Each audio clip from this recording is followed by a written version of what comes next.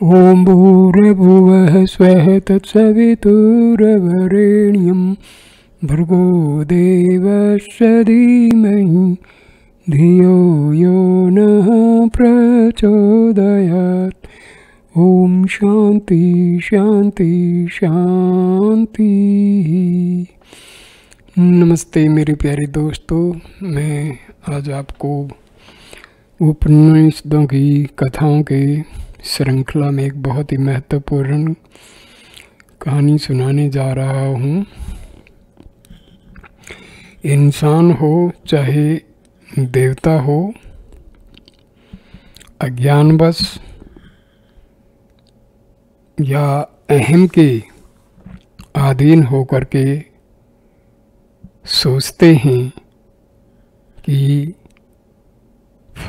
अमुक काम मैंने पूरा किया है, मैंने ये किया है, मैंने वो किया है, लेकिन अज्ञानतावश वे भूल जाते हैं कि हम सब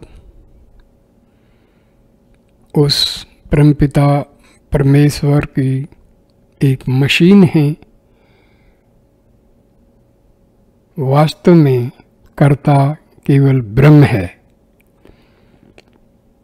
ब्रह्म सारे कार्य हमारे द्वारा करवाते हैं, लेकिन हम सोचना शुरू कर देते हैं कि ये कार्य हमने पूरा किया है।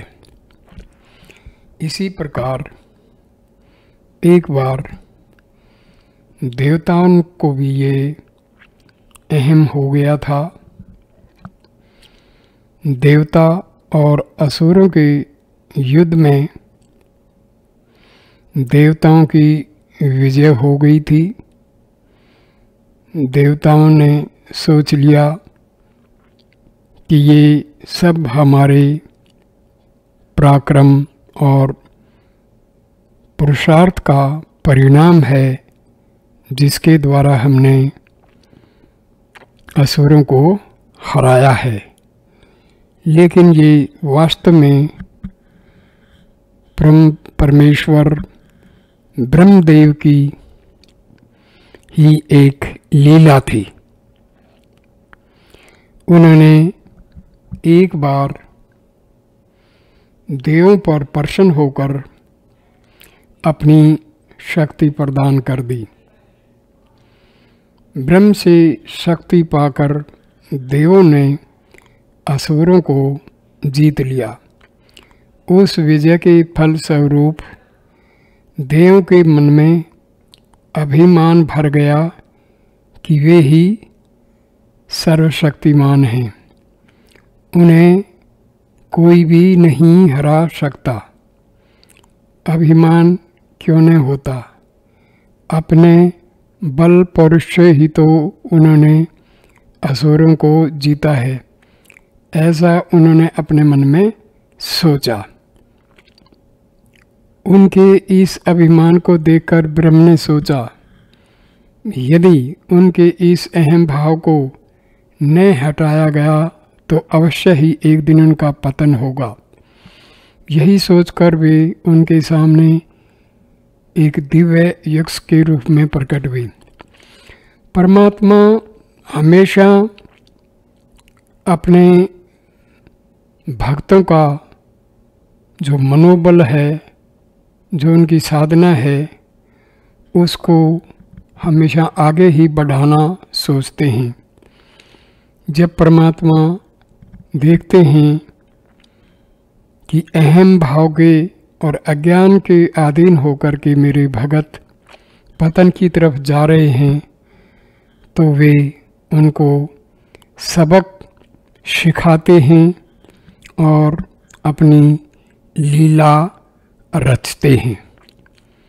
इसी क्रम में परमात्मा ने, ब्रह्म ने भी एक देवताओं के साथ लीला की।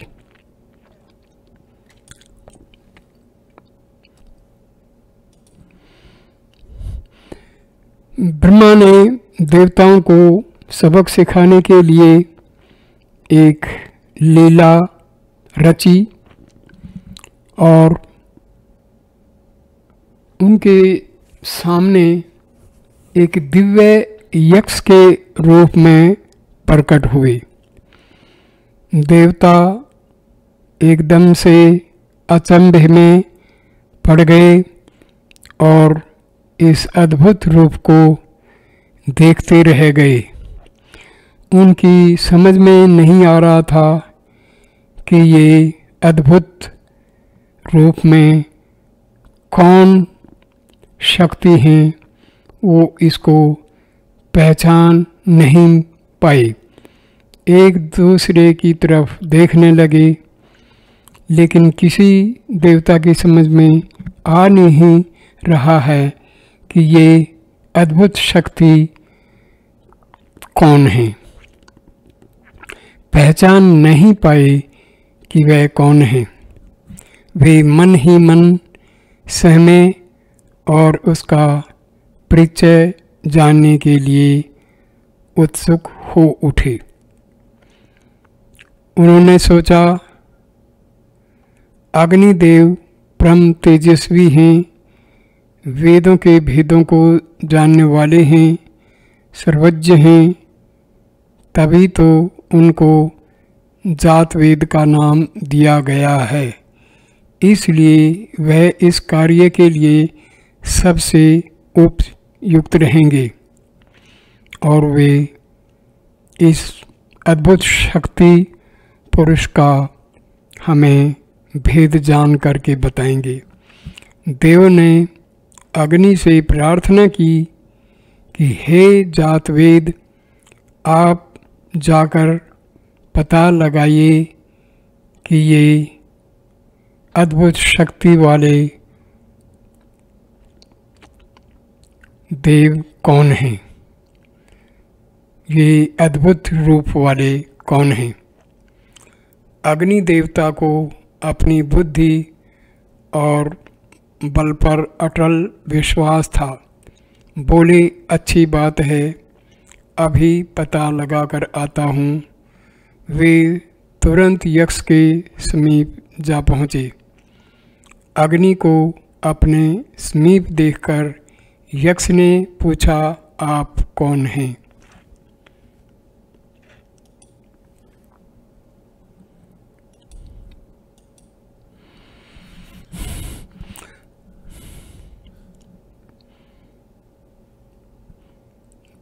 अग्नि को अपने समीप देखकर यक्ष ने पूछा, आप कौन हैं? अग्नि को अपनी शक्ति पर बड़ा गर्व था। उन्होंने सोचा, मेरे तेज को सभी पहचानते हैं, फिर इसने कैसे नहीं पहचाना मुझे। झटपट तमक कर बोले, तुम मुझे नहीं जानते? मैं अग्नि हूँ, मेरा ही नाम जातवेद है। ब्रह्म ने अनजान बनते हुए कहा, अच्छा, तो आप ही अग्निदेव सर्वज्ञ और जातवेद हैं। आपने दर्शन देकर मुझ पर बहुत बड़ी कृपा की है। क्या आप अपने सामर्थ्य का वर्णन कर सकते हैं और अपने सामर्थ्य को आप मेरे सामने प्रमाणित कर सकते हैं? अग्नि देवता को यह सुनकर बुरा भी लगा और वे झुंझला उठे।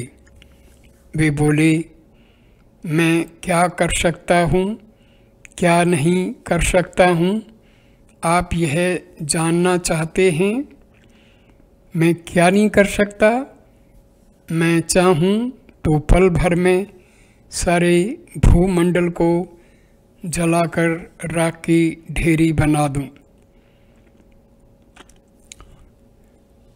ब्रह्मदेव अंदर ही अंदर मुस्कुराने लगे, लेकिन अपनी मुस्कुराहट को छुपाते हुए बोले, अच्छा यह बात है तो जरा इस सूखे तिनके को जला दीजिए।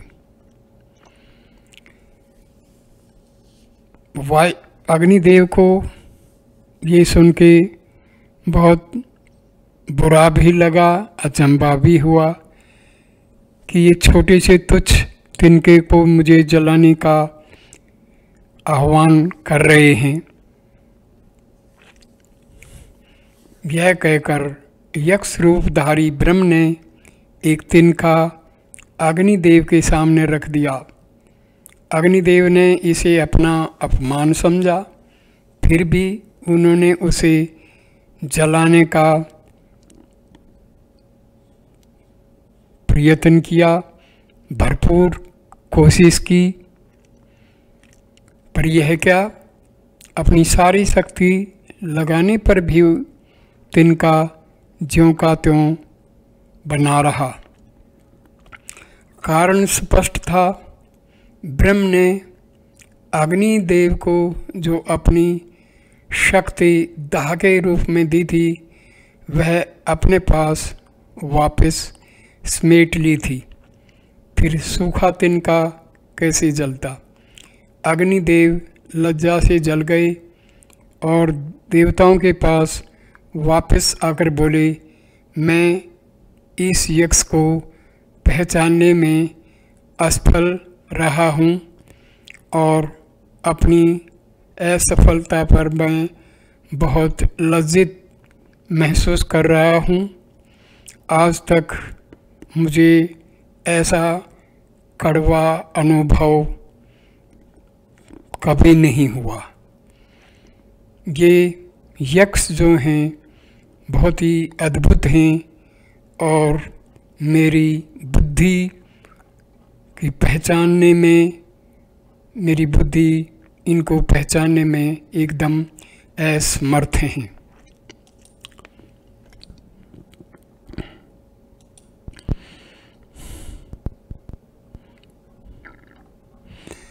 देव ने अब अग्निदेव के बाद वायुदेव से इस अद्भुत शक्ति का परीक्षण कराने के लिए प्रार्थना की। देव ने वायुदेव से कहा, भगवान आप पता लगाएं यह यक्ष कौन है। वायुदेव को भी अपनी बुद्धि बल पर पूरा भरोसा था। मुस्कुराकर उन्होंने अग्निदेव की ओर देखा, बोले, अच्छा मैं अभी जाकर पता लगाकर लौटता हूँ।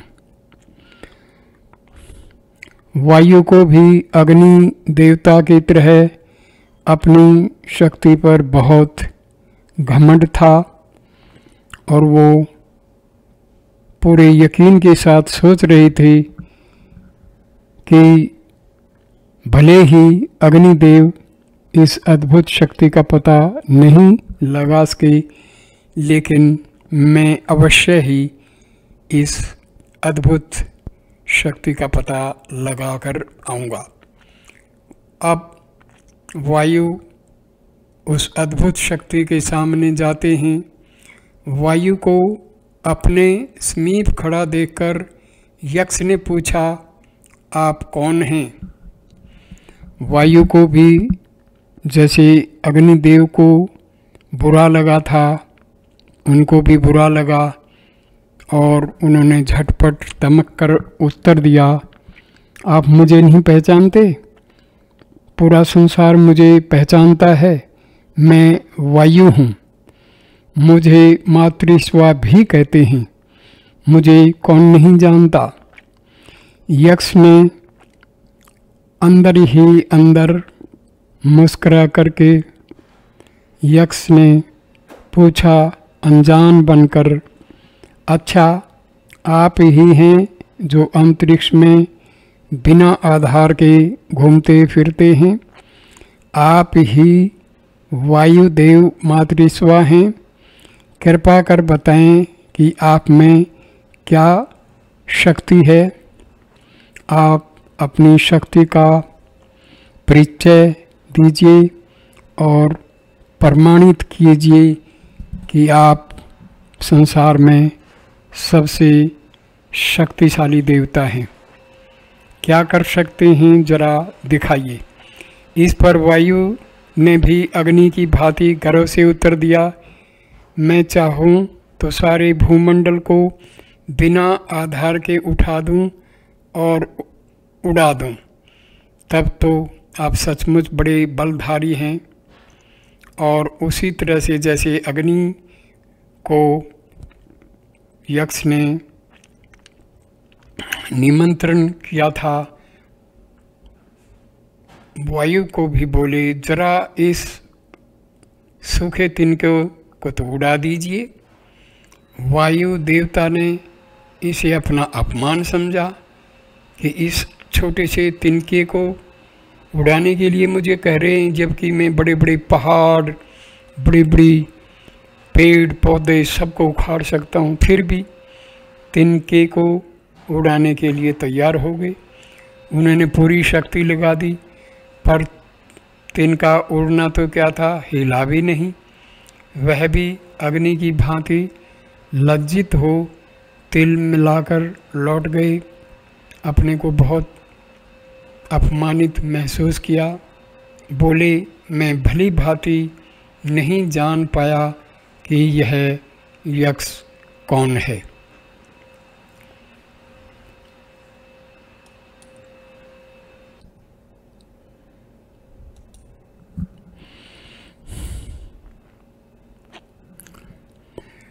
अब देवताओं ने देखा कि अग्नि और वायु जैसे अति शक्ति संपन्न देवगण असफल होकर चले आए हैं, तो सभी ने अंत में यही निर्णय किया कि अब तो केवल देवताओं के राजा देवराज इंद्र ही इस शक्ति का पता लगा सकते हैं। और सब ने एक राय बना के देवराज इंद्र के पास जाकर के इसका प्रस्ताव पेश किया। उनसे प्रार्थना की कि आप ही जाकर पता लगाइएगा कि यह यक्ष कौन है। आपकी तो एक सहस्र आँखें हैं। अब इंद्रदेव तो इंद्रदेव ही है, सर्वशक्तिमान अपने को मानने वाले। उन्होंने कहा अच्छा अभी लो, यह कौन सी बड़ी बात है। वे तुरंत यक्ष के पास पहुँचे, पर उनके वहाँ पहुँचते ही देखते देखते यक्ष अंतर्धान हो गए। इंद्र में सबसे अधिक अभिमान था, इसलिए यक्ष ने इंद्र से बात करना भी उचित न समझा। इंद्र असमंजस में पड़ गए और वहीं खड़े रहे। वायु और अग्नि की भांति वापस नहीं आई।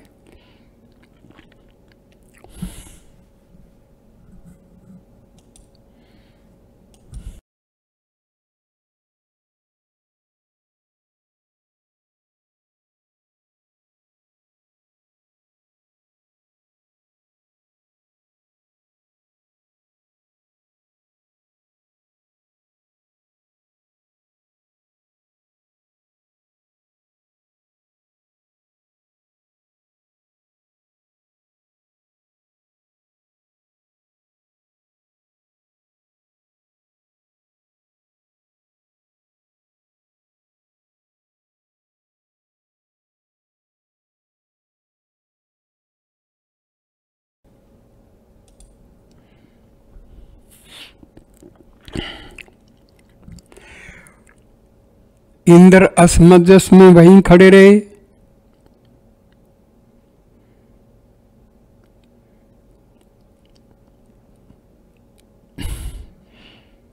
वायु और अग्नि की भांति वापस नहीं आए। थोड़ी देर के बाद उन्हें उसी स्थान पर हिमाचल कुमारी उमा देवी दिखाई दी। इंद्र ने भक्ति पूर्वक उनको प्रणाम किया। बोले, हे देवी, आप शंकर भगवान की शक्ति हैं। आपको अवश्य पता होगा कि यह यक्ष कौन था, किस लिए वह यहाँ आया था। और देखते ही देखते अंतर्ध्यान हो गया। उमा ने उत्तर दिया, वह दिव्य यक्ष स्वयं ब्रह्म थे। तुम लोगों ने जो असुरों पर विजय प्राप्त की है, वह उन्हीं ब्रह्म की कृपा से की है।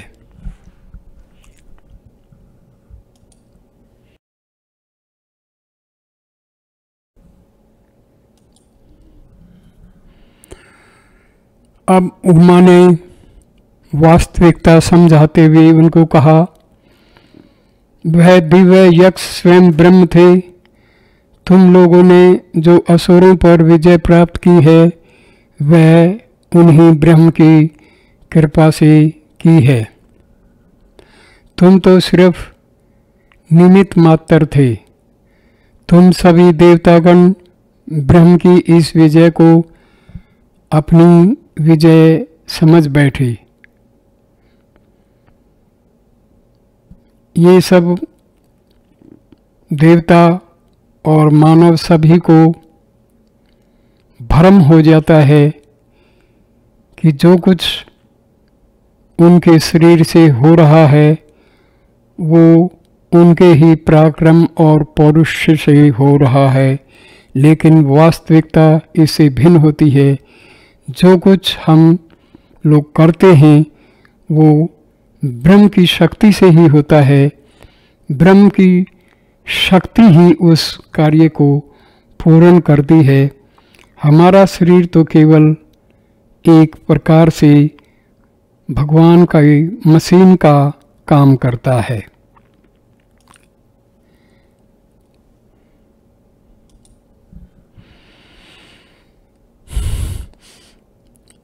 उमा उनको समझाने लगी कि उनकी महिमा को अपनी महिमा समझ बैठे हो। तुम्हारे झूठे अभिमान को दूर करने के लिए ही वह यक्ष रूप में प्रकट हुए थे। उन्होंने अग्नि और वायु के दर्प का नाश किया और तुम्हें सच्चा ज्ञान देने के लिए मुझे भेजा। तुम अपनी शक्ति का सारा अभिमान त्याग दो। तुम्हारी सारी शक्ति उसी ब्रह्म की है। जिन ब्रह्म की शक्ति से तुम शक्तिमान बने हो, उनकी महिमा को समझो। स्वप्न में भी यह नहीं सोचना चाहिए कि ब्रह्म की शक्ति के बिना तुम अपनी स्वतंत्र शक्ति से कुछ कर सकते हो।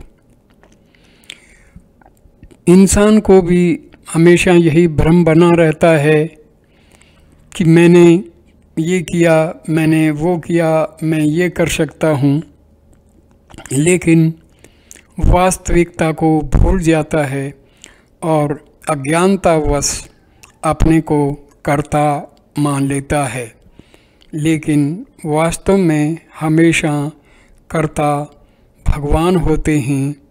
आदमी का जो शरीर है वो केवल एक मशीन का काम देता है। शक्ति परमात्मा ही से मिलती है। इस वास्तविकता को हमें हमेशा समझ लेना चाहिए। जब ये हमें वास्तविकता समझ में आ जाएगी तो हमें वास्तविकता का ज्ञान होगा और हमें आत्म साक्षात्कार और ब्रह्म साक्षात्कार में इससे काफ़ी मदद मिलेगी। धन्यवाद दोस्तों, ये वीडियो देखने के लिए नमस्कार।